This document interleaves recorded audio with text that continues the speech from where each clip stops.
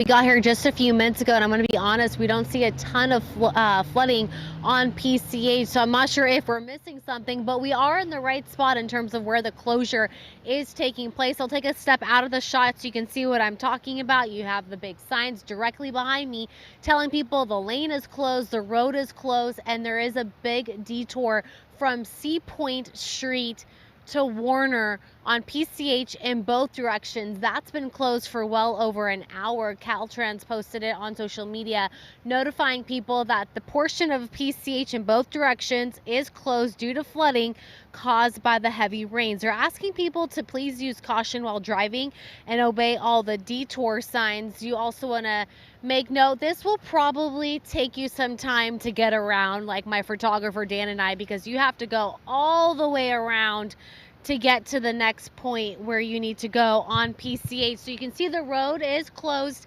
here. We are at Sea Point Street and PCH, and then I'm going to have Dan pan over and you can see the beach is directly next to us.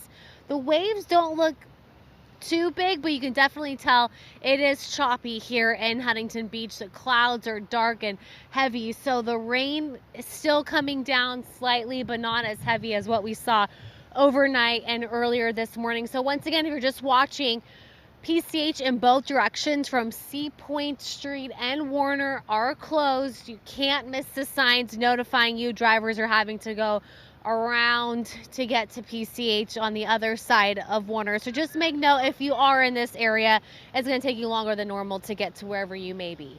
Reporting live from Huntington Beach, Jacqueline Sarkeesian, KTLA 5 News.